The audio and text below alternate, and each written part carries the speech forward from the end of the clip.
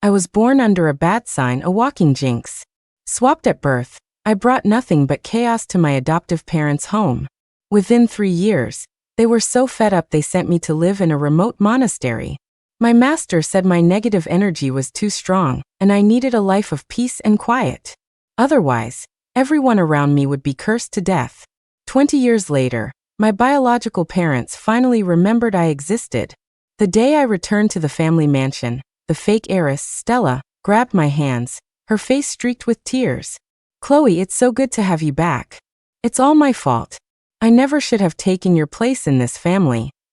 As she spoke, she accidentally slipped, theatrically falling toward me. I took half a step back, my face a blank mask. The antique vase behind her, with no warning whatsoever, suddenly exploded with a loud bang. Shards of porcelain sprayed all over her. Ah! Her pitiful sobs turned into a sharp, terrified scream. "Stella!" My biological parents, Robert and Helen Sterling, rushed to her side. Without even a glance at me, they helped Stella up, fussing over her injuries. What happened? How could this just happen out of the blue? Helen's voice was shrill with anger. She snapped her head up and glared at me. "The moment you walk in this house, disaster strikes. You really are a jinx."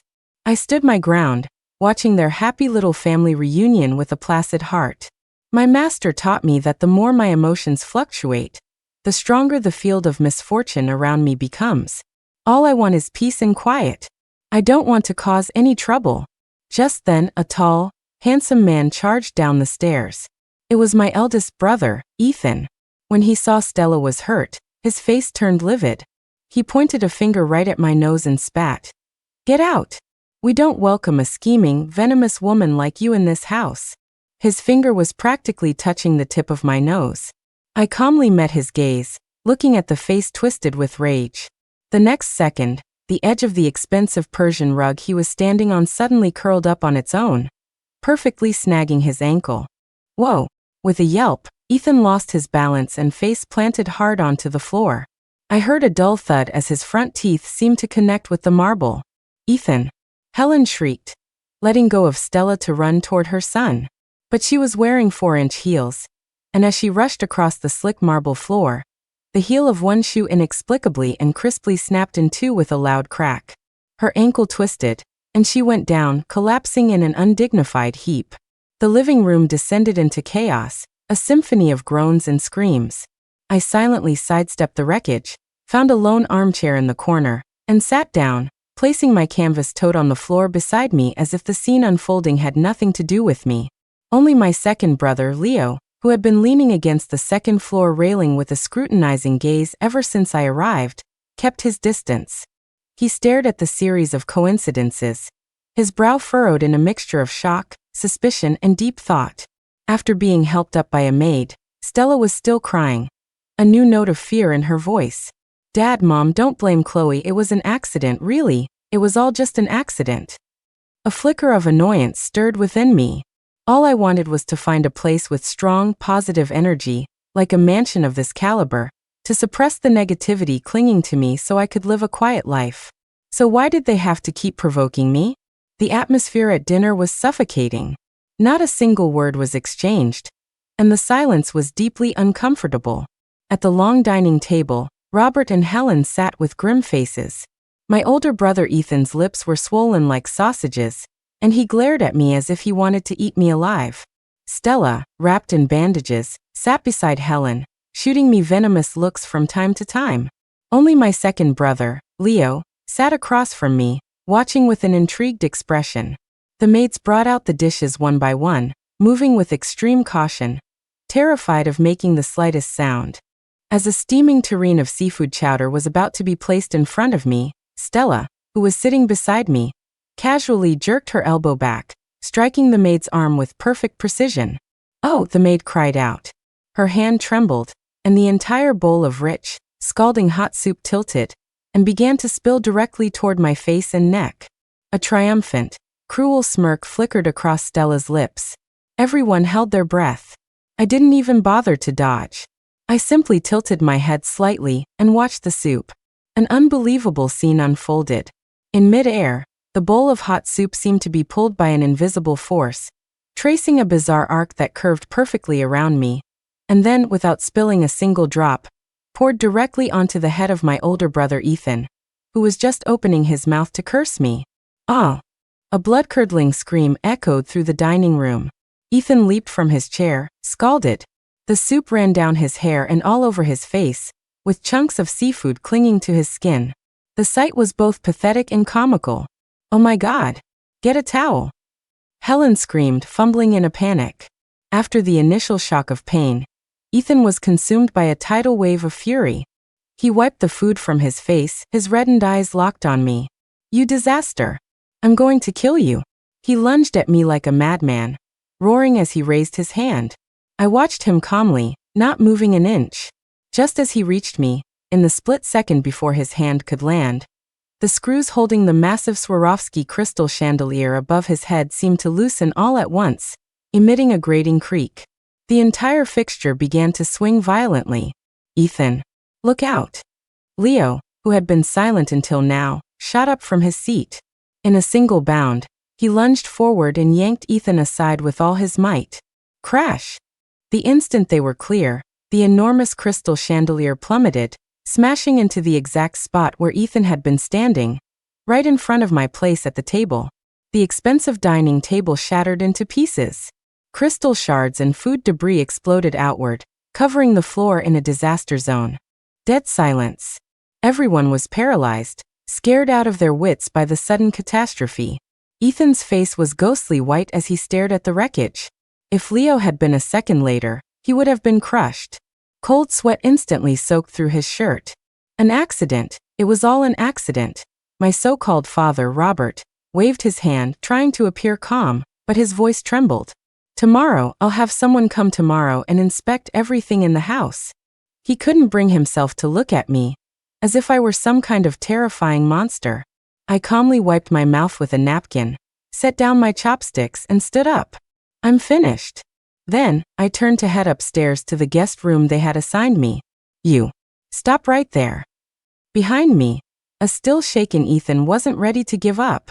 He pointed at my back and roared. He seemed to have forgotten that every time he directed his malice at me, he suffered the consequences. The words had barely left his mouth when his foot came down on a sharp piece of the broken chandelier. He slipped, lost his balance, and fell off the adjacent chair, slamming his back hard against the armrest. "Ow, my back!" Ethan groaned in pain, curling into a ball on the floor. I didn't look back. I could feel it, though. Behind me, Leo's gaze had shifted from suspicion and curiosity to a complex mix of fear, awe, and a hint of excitement. He looked at my retreating back, then at his brother wailing on the floor, and his expression changed completely. This family was so loud. Back in the small, remote guest room they'd assigned me, I had barely sat down when there was a knock on the door. Stella stood there holding a glass of milk, looking pitiful. "Chloe, I'm so sorry. Today was all my fault. This room is so small you must feel terrible. Mom and Dad dote on me, so they gave me the master suite, but that should have been your princess room. Why don't you move in there? I can take the guest room." She said this just loud enough for our parents, who had come out of their room to check on Ethan's injuries, to hear every word. Sure enough, Helen immediately rushed over, pulling Stella behind her as she glared at me. "Chloe, what more do you want? Stella is being so considerate. Can't you learn from her? Do you have to steal your sister's room to be happy?" Robert's face was grim. "That's enough. The house is in enough chaos. Can't you just be quiet for once?" My older brother Ethan, who was limping after being helped up by Leo and a maid, planted himself like a guard dog in front of Stella's bedroom door, clutching his back and roaring at me. "You'll get in here over my dead body." Their whole family, perfectly aligned, united against a common enemy. I looked at them and sighed with a hint of resignation. I didn't care where I slept, as long as it was quiet. But now they had turned this room into a weapon to attack me with. In that case, I wouldn't be polite. I looked at Ethan without a word and took a step forward, intending to walk past him. "You dare!" Ethan yelled, raising a hand to push me. The instant he lifted his arm, the ornate European-style plaster molding on the doorframe above his head let out a sharp crack. The entire piece broke off and fell, landing squarely on his head. Thump. With a dull thud, Ethan's eyes rolled back into his head, and he collapsed without so much as a grunt. Ethan. My son. Robert and Helen screamed and rushed over. Robert frantically tried to pull out his phone to call for an ambulance, but as soon as he took it out of his pocket, the screen flickered twice and went completely black, utterly dead. Helen tried to help Ethan up, but her foot landed on a piece of the fallen plaster. She slipped, lost her balance, and fell with a shriek, piling up on top of her unconscious son. The doorway instantly became a scene of utter chaos. Stella, terrified, stumbled backward. Her eyes filled with a new and profound fear as she stared at me. I sighed again, sidestepped the chain reaction accident at the door, and walked into Stella's enormous, princess-themed bedroom. The room smelled fragrant, and was lavishly decorated with a girlish touch. More importantly, it was situated in the best part of the entire mansion, filled with sunlight and abundant positive energy. The moment I walked in, I felt the subtle, oppressive negativity around me begin to ease. This place was perfect for my retirement. I closed the door with satisfaction, shutting out the noise from the hallway. At the end of the hall, Leo leaned against the wall, having witnessed the entire spectacle. He silently gave my door a thumbs up before unhurriedly pulling out his own phone and calmly dialing. Hello 911? The address is. A series of accidents cast a strange, tense silence over the Sterling household. No one dared to speak to me in a loud voice anymore. Ethan lay in bed with his head bandaged, groaning. Helen had sprained her ankle and limped when she walked. Robert got a new phone but kept complaining that it felt hot to the touch. Only Leo had become the family outlier. The next morning he knocked on my door holding 2 pieces of paper, a floor plan of the mansion and a printed feng shui chart. He looked at me with a solemn expression. Chloe, I did some research last night, and your condition, it's metaphysical. I've already worked it out for you. Your room is in the Qian position, which is highly auspicious. However, the kitchen is in the Li position, tied to fire, so you should probably avoid it today. Also, Ethan's room is in the severing fate position. He's due for some bloodshed today. I've already told him not to get out of bed. With that, he handed me a black card. This is a supplementary card. No pin. Spend whatever you want. From now on, if anyone in this house gets any bright ideas about messing with you, give me a heads up so I can get out of the way and avoid the divine retribution. I looked at his sincere, almost sycophantic expression and quietly accepted the card. This second brother was certainly more perceptive than the others. But the peace didn't last long. Seeing that her petty schemes couldn't touch me and only brought misery to her and her family, Stella decided to play her trump card. That afternoon, Stella didn't come home from school. At 7 p.m., the house phone rang. Robert answered, and his face turned pale. A distorted, gravelly voice on the other end said, I have your daughter, Stella. If you want her back, prepare $10 million. Remember, no cops. And tell that jinx who just came back that this is only the beginning. The line went dead. The living room fell into a dead silence. Ethan, who was finally able to walk around, slammed his fist on the table. It has to be her. It was Chloe. She's jealous of Stella, so she conspired with outsiders to have her kidnapped. Helen completely lost it, lunging at me and trying to claw at my clothes. You venomous snake. You evil creature. How could the Sterling family have produced a monster like you? Give me back my Stella.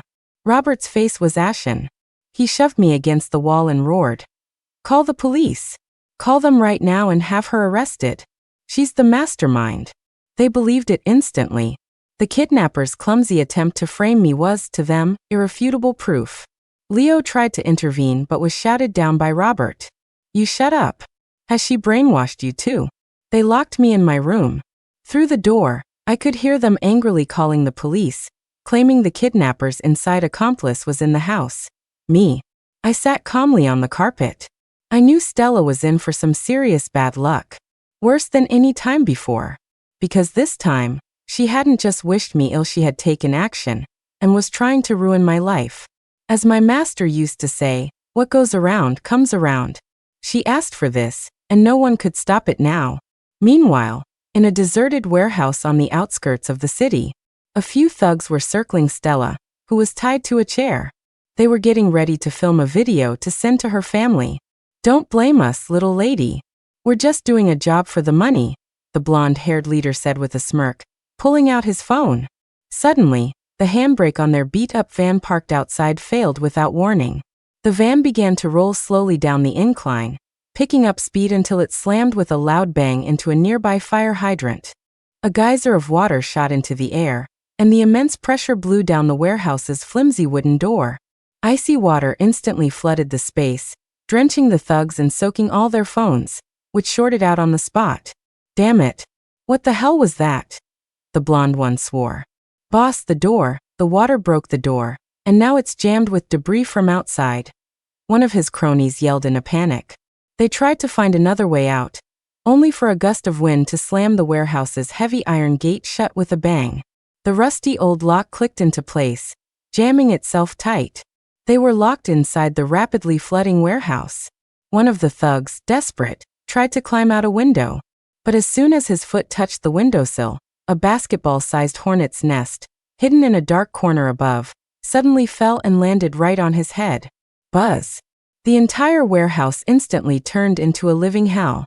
The hornets swarmed out, launching an indiscriminate attack on the few living targets in the warehouse. My face! Help me! Hornets! The thugs screamed and ran for their lives, flailing wildly in the confined space, but unable to escape the furious swarm. Tied to her chair, Stella was frozen with terror. The icy water from the fire hydrant was already past her ankles. She watched in horror as several hornets flew toward her, able to do nothing but let out a desperate, piercing scream.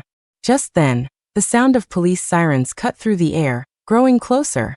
A patrol car had been making its rounds when its front right tire suddenly blew out, forcing them to pull over. "What rotten luck, out here in the middle of nowhere," a young officer complained. "Wait, do you guys hear that? Is that a noise coming from that warehouse?" The veteran officer leading the team said, his ears sharp as he pointed to the abandoned building. They immediately grew alert, drew their weapons, and cautiously approached. The sounds from inside were no longer just human screams, but a chaotic medley of sobs, buzzing, and panicked cries. The officers made a split-second decision, kicked down the jammed wooden door, and stormed in. The scene that greeted them was dumbfounding. Several men, their heads covered in stings, were running around in a panic. One, pursued by hornets, had fallen into a water-filled pit and was flailing desperately. Stella, tied to the chair, was mostly unstung but soaked to the bone, shivering uncontrollably with a look of pure terror on her face. The police quickly subdued the gang of thugs, who offered almost no resistance. In the chaos, the blonde leader's phone fell from his pocket. The device, which had been waterlogged and dark, miraculously lit up for a moment, and a recording began to play automatically. Stella's voice and the blonde thug's voice came through loud and clear. "After it's done, my parents will definitely kick her out. I'll pay you the rest of the money then. Don't you worry, Miss Sterling. We're professionals. We'll make sure it's clean." The recording was short, but it was all they needed. The thugs completely broke down.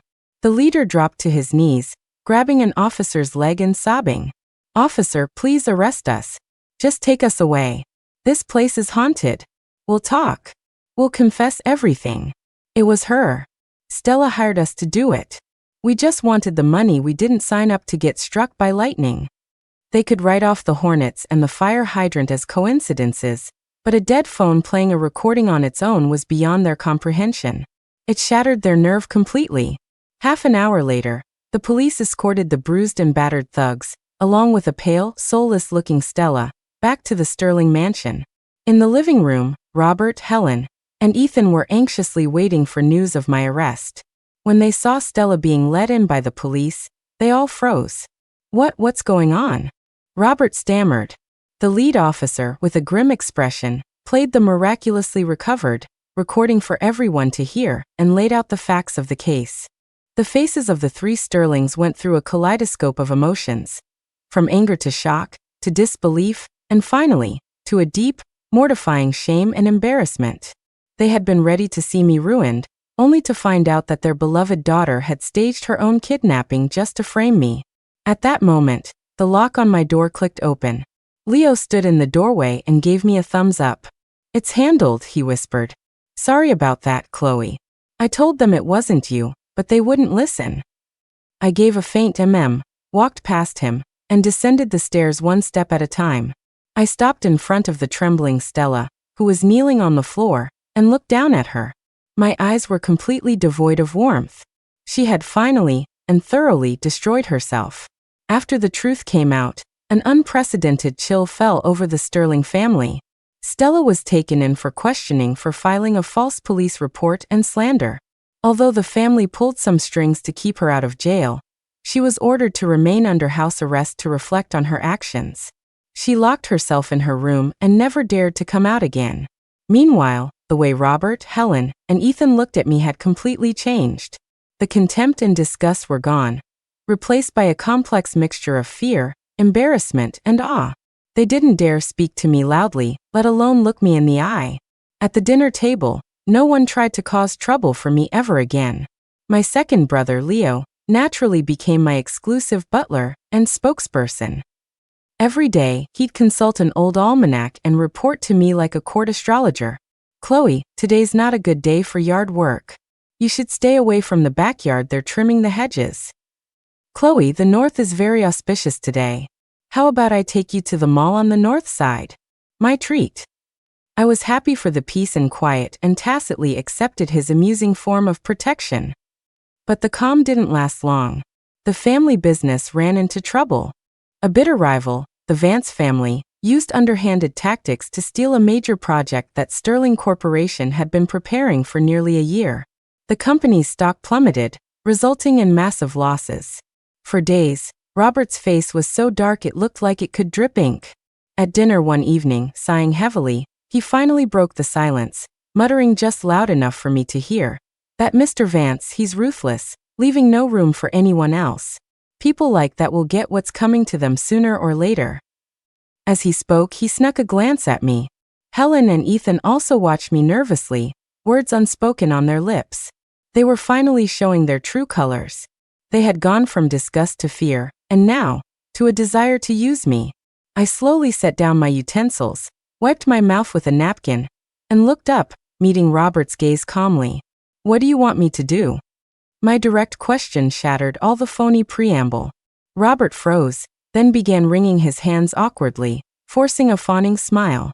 "Chloe, honey, that's not what I meant. I just feel that Mr. Vance is a man of terrible character who's done so many bad things. If he were to face some sort of retribution, it would be a service to the public." "I can do it," I interrupted. The eyes of all three Sterlings lit up at once. I held up 2 fingers and stated my terms. "First, I want that plot of land in the East District. Build me a traditional style estate with the best feng shui. The property deed will be in my name. Second, I want a 10% silent partnership in Sterling Corporation, transferred to my name immediately." It was an outrageous demand. The smile on Robert's face froze, his eyes wide with shock and pain. That piece of land was worth a fortune, and 10% of the company was a king's ransom. But then he looked into my eyes, calm, deep pools that seemed to see right through him. He remembered the shattered chandelier, his son's bloody head and injured back, the bizarre kidnapping. A bone-deep chill spread through him, and he didn't dare refuse. He gritted his teeth and finally made his decision. "Fine. I agree." I nodded and stood up. "I'll attend the Vance Corporation Victory Gala next week." With that, I walked straight upstairs. In the living room, Leo, who had overheard everything, felt his heart pound. He watched my retreating back, then looked at his father's expression, a mixture of relief and agonizing regret. He quietly pulled out his phone and shot a quick text to his investment manager. "Sell all our shares of Vance Corporation stock, whatever it takes. Dump it all. Now. Immediately." The Vance Corporation's Victory Gala was held at the city's most luxurious hotel. It was a star-studded affair, packed with VIPs. I sat quietly in a corner, dressed in a simple black dress Leo had picked out for me, completely inconspicuous. Robert sat beside me, fidgeting, torn between anticipation and terror. The men of the hour, Vance Corporation's chairman Mr. Vance and his arrogant son, Troy, were on stage, basking in the crowd's adoration. During the toasts, They made a point of walking over to our table, glasses in hand. Well, if it isn't Mr. Sterling. What brings you to our victory party? Feeling sore about losing the project? Here to get some new ideas. Mr. Vance taunted, eliciting a few chuckles from those nearby. Robert's face turned crimson, but he held his tongue. Mr. Vance's son Troy let his leering eyes fall on me. He reached out a hand, intending to touch my face. So, Sterling, this is the daughter you brought back from the sticks? She looks like bad news. Cute though. Don't be scared, little lady. Stick with me, and I'll show you the good life. I was holding a glass of juice. The moment before his greasy hand could touch me, I leaned back slightly, evading his grasp. His hand missed, and for some reason he slipped. The perfectly polished marble tile under his foot suddenly cracked with a sharp snap. Troy lost his balance and fell backward with a scream. Behind him, a decorative floor panel had been temporarily removed for the event, exposing the hotel's indoor decorative pool. Splash! With a huge spray of water, Troy plunged into the cold pool, flailing wildly. The entire room erupted in gasps. Mr. Vance, furious, didn't even bother with his son. He pointed a finger at me and roared, You're some kind of witch. This is your doing." The words had barely left his mouth when the giant LED screen behind him, which had been displaying a video of his company's achievements, flickered twice. The image changed, now cycling through crystal-clear photos of accounting ledgers, each one ironclad proof of Vance Corporation's tax evasion and fraudulent bookkeeping. Leo had hacked their system and prepared the files as a backup plan, never thinking they would actually be needed. But here they were. The room buzzed again. Every guest was stunned, and countless phones were raised to photograph the screen. Mr. Vance's face went white. He spun around, frantically trying to pull the power cord. But the moment his hand touched the cable, the cord's insulation seemed to instantly decay, cracking open to expose the live wires inside. Zap! A powerful electric current shot through his body. Mr. Vance convulsed violently, his hair standing on end as he foamed at the mouth, twitching like a grotesque dancing frog. In the midst of the chaos, every guest's phone in the ballroom began to vibrate wildly at the exact same time. Hello? What? Vance Corp's dirty laundry is all over the news. Oh my God, look at the financial news. The stock has completely crashed. The SEC and the IRS have already formed a joint task force. In a matter of minutes, a grand celebration had turned into a live broadcast of judgment and disaster. I lifted my glass of juice and, under the terrified, awestruck, and disbelieving gazes of everyone present, took an elegant sip. Standing behind me, Robert Sterling watched the Hollywood disaster movie level carnage unfold. His legs were trembling, but his eyes were filled with an irrepressible, ecstatic joy. He knew the Sterling family was about to rise from the ashes. And it was all because of me. The Vance family fell. Overnight, they plummeted from the heavens into the abyss. The Sterling family seized the opportunity, snapping up the markets and projects left behind in the Vance's collapse. Not only did they recover their losses, but their status and fortune skyrocketed, making them one of the city's truly elite families. Construction began on my traditional style estate, and the company shares were transferred to my name without a hitch. My family's attitude toward me could no longer be described as mere reverence, it was a kind of meek and cautious worship, as if I were a living deity. Stella's last hope was extinguished. Unwilling to accept her fate, she turned to her final lifeline, her wealthy fiancé, Jax Donovan. The Donovan family was a true powerhouse, a tier above even the Sterlings at their peak. Stella sobbed to Jax, painting an embellished picture of me as a witch who practiced black magic. Young and arrogant, Jax didn't believe in superstitions. He assumed it was all a series of coincidences, or that I had used some dirty tricks. To defend his fiancée, he gathered a group of bodyguards in black suits, rolled up in a convoy of luxury sports cars, and stormed the Sterling mansion. "Get Chloe Sterling out here now." Jax kicked open the unlocked front door, and stood arrogantly in the center of the living room. Robert, Helen, and Ethan turned pale with fear. They could stand up to the Vances, but they would never dare to offend Jax Donovan. Mr. Donovan, please let's talk this out." "It's all a misunderstanding," Robert said, bowing and scraping as he approached. "Get out of my way." Jax shoved him aside, his contemptuous gaze landing on me. "I don't care what kind of back alley tricks you used. Right now, you're going to kneel and apologize to Stella, then get the hell out of this house. If you don't, I'll have your entire family begging on the streets by tomorrow." Leo stepped in front of me, his voice firm. "Mr. Donovan, you should always leave yourself an out. My sister, she..." I pulled Leo aside and calmly walked up to Jax, looking up at him. "Are you sure?" I asked softly. To Jax, my calmness was just an act. Enraged, he sneered. "I'll give you 3 seconds to think it over." 3. He had just uttered the first word. Outside the mansion, the alarms of his entire fleet of multi-million-dollar sports cars went haywire, shrieking in a deafening chorus that echoed through the neighborhood. Jax's brow furrowed, but he held his ground, continuing his countdown. 2. The clasp on his 8-figure, limited edition Patek Philippe watch suddenly snapped. The watch clattered onto the hard marble floor, the face shattering into 1,000 pieces. Jax's expression finally changed. The air in the room seemed to freeze. The Sterlings forgot to breathe. I watched him, my eyes as cold as ice. He still didn't believe it. All smoke and mirrors. The string of coincidences had thoroughly enraged Jax, but it also planted a seed of fear in his heart. He tried to mask that fear with aggression. I said, "Get on your knees." 1. He roared, raising his hand to slap me hard across the face. He was going to use direct violence to shatter the mysterious, eerie aura around me. The Sterlings gasped in horror. My face remained a perfect blank. In the split second before his hand, adorned with an expensive ring, could connect with my cheek. Boom! A deafening clap of thunder exploded from a cloudless, clear blue sky. The sound was so loud it made every window in the mansion rattle. Everyone flinched at the bolt from the blue. Jax's hand froze in midair. His phone began to vibrate frantically in his pocket. An urgent call. With a trembling hand he answered. His father's voice, choked with tears and despair, screamed through the speaker. "It's over. Jax. It's all over.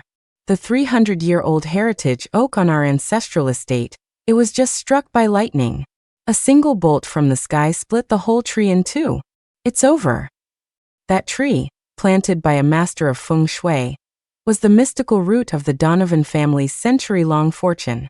If the tree falls, the family falls. The phone call drained every ounce of strength from Jax's body. But that was only the beginning.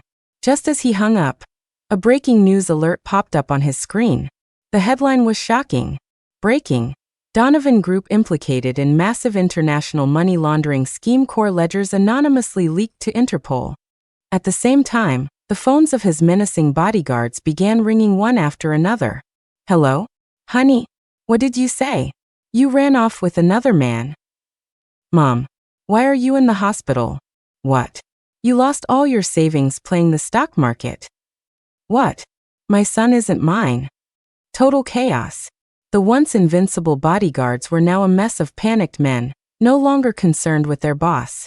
Jax stared at the news on his phone, the sound of thunder and his men's cries ringing in his ears. The world was spinning. Everything he had prided himself on, his family, his wealth, his power, had crumbled to dust in a single moment. Thump! Jax's knees buckled, and he dropped straight to the floor, kneeling before me, his face the color of ash. I looked down at the man who just moments ago had been so arrogant and untouchable. "Now," I said softly, "who needs to apologize?" Stella, standing on the staircase, had witnessed the whole miraculous scene. Her last bastion of support had just kneeled before me in the most dramatic and unbelievable way possible. Her mind finally snapped. With a piercing shriek, her eyes rolled back, and she fainted. In the living room, Robert, Helen, and Ethan looked from the kneeling Jax to me. Their eyes held nothing but the purest, most primal fear and awe. It was as if they were looking at a god walking among mortals. The dust settled. The Donovan family, once a titan that ruled the city, quickly crumbled under a multinational investigation. They went bankrupt, and Jax was thrown in prison on multiple charges. When Stella awoke, she found she had lost everything. Her sanity gone, she was sent to a private sanatorium. Not long after, Robert and Helen finally made up their minds, found Stella's biological parents, still petty thieves, and gave them a sum of money to take her back. From that day on, there was no Stella Sterling. My older brother, Ethan, never dared to speak loudly in my presence again. He would give me a wide berth, like a mouse avoiding a cat.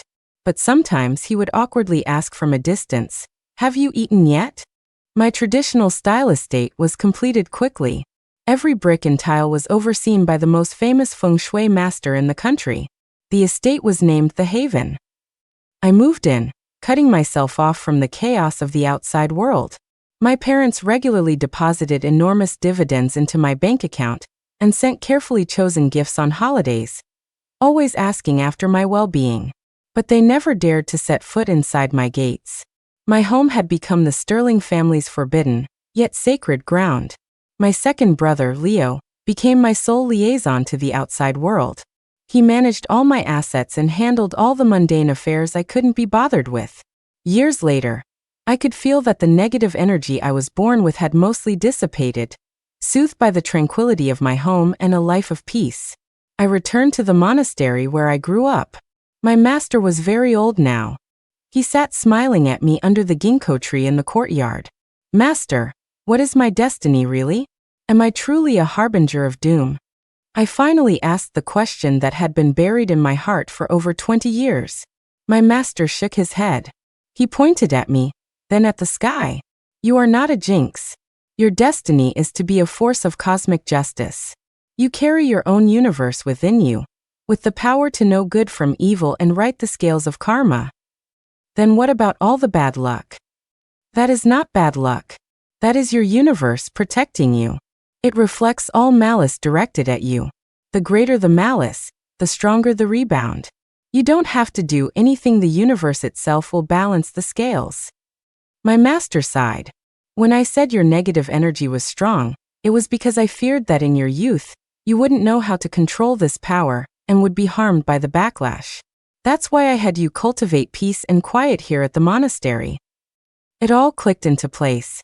I wasn't a walking disaster. I was a beacon of justice, a judge of ill intent. Then, what if someone is genuinely kind to me? I asked softly. My master smiled and pointed to the thriving ginkgo tree beside us. "You planted that tree with your own hands when you first arrived. You watered it every day and treated it with true kindness. Look at it now. Doesn't it seem more vibrant and full of life than any other tree in this monastery?"